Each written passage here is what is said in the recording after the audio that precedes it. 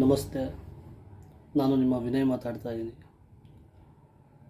ಇವತ್ತು ಎಂತಹ ಸ್ಥಿತಿಲಿದ್ದೀವಿ ಅಂದರೆ ಒಂದು ಜಾತ್ಯತೀತ ಮನೋಭಾವದಲ್ಲಿದ್ದೀವಿ.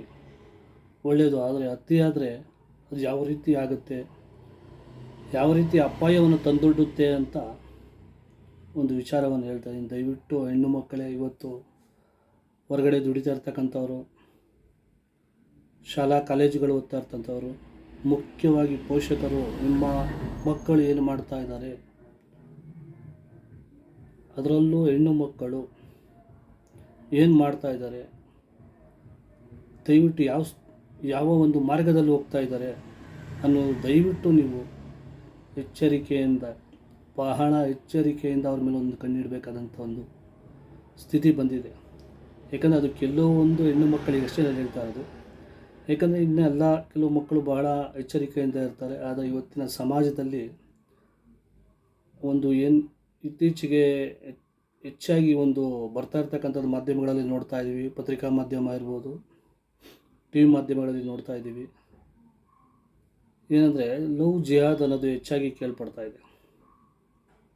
ಏನೂ ಅರಿಯದೇ ಇರ್ತಕ್ಕಂಥ ಮಕ್ಕಳಿಗೆ, ಅದರಲ್ಲೂ ಏನೂ ತಿಳಿದೇ ಇರ್ತಕ್ಕಂಥ ಕೆಲವೊಂದು ಹೆಣ್ಣು ಮಕ್ಕಳಿಗೆ ಇವತ್ತು ಹೊರಗಡೆ ಯಾವ ರೀತಿ ನಡೀತಾ ಇದೆ, ನಂಬಿಕೆ ಮೇಲೆ ಲವ್ ಜಿಹಾದ್ ಅನ್ನೋದು ಅಂತೂ ಹೆಚ್ಚಾಗ್ತಾ ಇದೆ. ಎಚ್ಚರ. ದಯವಿಟ್ಟು ಹೆಣ್ಣು ಮಕ್ಕಳೇ, ಪೋಷಕರೇ, ದಯವಿಟ್ಟು ಎಚ್ಚರವಾಗಿರಿ. ಮೊನ್ನೆ ನಮ್ಮ ಕರ್ನಾಟಕದಲ್ಲಿ ಈ ಪ್ರಕರಣಗಳು ಮರುಕಳಿಸ್ತಾ ಇದ್ದಾವೆ. ನಮ್ಮ ಕರ್ನಾಟಕದಲ್ಲಿ ನಡೆದಂಥ ಒಂದು ಶೌಚಾಲಯದಲ್ಲಿ ವಿಡಿಯೋ ಮಾಡುವಂಥದ್ದು, ಯಾವುದೋ ಒಂದು ಕನ್ಯಾಕೋಮಿನ ಹುಡುಗಿ, ಮುಸಲ್ಮಾನನ ಒಬ್ಬ ಹುಡುಗಿ ವಿಡಿಯೋ ಮಾಡ್ತಕ್ಕಂಥದ್ದು, ತಮ್ಮ ಸಹಪಾಠಿಗಳು ಹೆಣ್ಣು ಮಕ್ಕಳದೇ ವಿಡಿಯೋ ಮಾಡುವಂತಹ ಕೆಲಸ ಮಾಡ್ತಾರೆ ಶೌಚಾಲಯದಲ್ಲಿ. ಅರ್ಥ ಮಾಡ್ಕೊಳ್ಳಿ ಯಾವ ಮನಸ್ಥಿತಿಯಲ್ಲಿದ್ದಾರೆ ಇವರು. ಅದು ಕೆಲವೊಬ್ಬರು.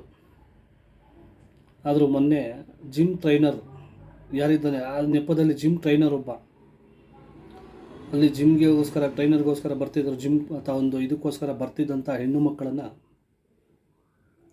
ಆಮಿಷಗಳನ್ನು ಒಡ್ಡುವುದರ ಮುಖಾಂತರ ಅವರಿಗೆ ಬೇರೆ ಏನಾದರೂ ಒಂದು ಹೊಸದಾಗಿ ಏನಂತೇಳಿ ಪ್ರೇಮದ ಒಂದು ಬಲೆಯಲ್ಲಿ ಬೀಳ್ಸಕ್ಕಂಥದ್ದು, ಅದಕ್ಕೂ ಕೂಡ ಸಹಕಾರ ಕೊಟ್ಟಿದ್ದೆ ಅನ್ಯಕೋಮಿನ ಹೆಣ್ಣು ಮಗಳು. ಪರಿಚಯ ಮಾಡಿಕೊಟ್ಟು ನಮ್ಮ ಅಣ್ಣ ಅಂತ ಹೇಳುವುದರ ಮುಖಾಂತರ ಆ ಹುಡುಗಿಯ ಮೇಲೆ ಲವ್ ಜಿಹಾದ್ ಪ್ರಕರಣ ಆಗಿದೆ. ಮಾಧ್ಯಮಗಳ ಮುಂದೆ ಬಂದಾಗ ಆತ ಎಷ್ಟೋ ಜನ ಹೆಣ್ಣು ಮಕ್ಕಳಿಗೆ ಈ ರೀತಿಯಾಗಿ ಮಾಡಿದ್ದಾನೆ ಅನ್ನೋದು ಹೊರಗಡೆ ಬಂದಿದೆ. ಅರ್ಥ ಮಾಡ್ಕೊಳ್ಳಿ, ಇದೊಂದೇ ಅಂತಲ್ಲ, ಈ ರೀತಿ ಬೇಕಾದಷ್ಟು ಪ್ರಕರಣಗಳು ಹೊರಗಡೆ ಬರದೇ ಇರೋದಿದೆ. ಮತ್ತು ಮೊನ್ನೆ ಇದೇ ಒಂದು ನಾಸಿಕ್ನಲ್ಲಿ, ಮಹಾರಾಷ್ಟ್ರದಲ್ಲಿ ಆಯಿತು ಒಂದು ಕಂಪ್ನಿಯಲ್ಲಿ. ಆದರೆ ಏನಂತ ಮಾಡಬೇಕಂತ ಇವರ ಮುಖ್ಯ ಉದ್ದೇಶ ಏನಂತ ಅರ್ಥ ಆಗ್ತಲ್ಲ. ನಮ್ಮಲ್ಲಿರೋಂಥ ಹಿಂದೂ ಹೆಣ್ಣು ಮಕ್ಕಳನ್ನು ಯಾಕೆ ಈ ರೀತಿಯಾಗಿ ಶೋಷಣೆಗೊಳಪಡಿಸ್ತಾ ಇದ್ದಾರೆ? ಏನಕ್ಕೆ ಲವ್ ಜಿಹಾದ್ ಅನ್ನುವಂಥ ಮಾಡೋಕ್ಕೆ ಹೊರಟಿದ್ದಾರೆ? ಕೆಲವೊಂದು ಹಿಂದೂ ಸಂಘಟನೆಗಳಿಂದ ಇದು ಹೊರಗಡೆ ಬರ್ತಾ ಇದೆ. ಇಲ್ಲ ಅಂದರೆ ಖಂಡಿತವಾಗಲಿ ಅದು ಬೆಳಕಿಗೆ ಬರ್ತಾನೆ ಇರಲಿಲ್ಲ. ಸರ್ಕಾರಕ್ಕೆ ಗೊತ್ತಿರ್ತವೆ, ಇಂಟೆಲಿಜೆನ್ಸಿ ರಿಪೋರ್ಟ್ಗಳಿರ್ತವೆ. ಯಾಕೆ ಏನು ಗೊತ್ತಾಗದೇ ಇರೋ ಥರ ಇದು ಏನಕ್ಕಿದೆ ವಿಚಾರ? ಏನಾಗ್ತಾ ಇದೆ? ದಯವಿಟ್ಟು ಎಚ್ಚರಾಗಿರಬೇಕು ಪೋಷಕರೇ. ಅದರಲ್ಲೂ ಹೆಣ್ಣು ಮಕ್ಕಳೇ, ನೀವು ಹೊರಗಡೆ ಹೋಗುವಂಥ ಪಿ ಜಿ ಇರ್ಬೋದು ಅಥವಾ ಯಾವುದೇ ರೀತಿ ಉಳ್ಕೊಂಡಿರ್ತಕ್ಕಂಥ ಬೇರೆ ಕಂಪ್ನಿಗಳು ಹೋಗ್ತಾ ಇರ್ಬೇಕಾದ್ರೆ ಭಾಳ ಎಚ್ಚರಿಕೆಯಿಂದ ಇರಿ. ಏಕೆಂದರೆ ಇವತ್ತಿನ ಕಾಲಮಾನ ಯಾವ ರೀತಿ ಇದೆ ಅಂದರೆ, ಉಪಯೋಗಿಸ್ಕೊಳ್ಳೋದ್ರಲ್ಲೇ ಕಾಯ್ತಾ ಇರ್ತಾರೆ. ಆದಷ್ಟು ಎಚ್ಚರಿಕೆಯಿಂದ ಇರಿ. ಯಾವ ಒಂದು ಅನ್ಯಕೋಮಿನ ಮುಸಲ್ಮಾನ ಸ್ನೇಹಿತರು ಇರ್ತಾರೋ ಅವ್ರ ಹತ್ರ 100ಕ್ಕೆ 100 ಎಚ್ಚರವಾಗಿರಿ. ದಯವಿಟ್ಟು ನಿಮ್ಮಲ್ಲ ಲವ್ ಜಿಹಾದ್ಗಳಿಗೆ ಬೀಳಿಸುವಂಥ ಪಕ್ಕಾ ಪ್ಲ್ಯಾನ್ಗಳನ್ನು ಮಾಡಿರ್ತಾರೆ ಇಲ್ಲಿ. ಆ ಪ್ಲ್ಯಾನ್ಗೆ ದಯವಿಟ್ಟು ಬಲಿಯಾಗಕ್ಕೆ ಹೋಗಬೇಡಿ. ಆತನ ವಿಡಿಯೋ ಸಿಕ್ಕಿದೆ ಜಿಮ್ ಟ್ರೈನರ್ ಬಳಿ.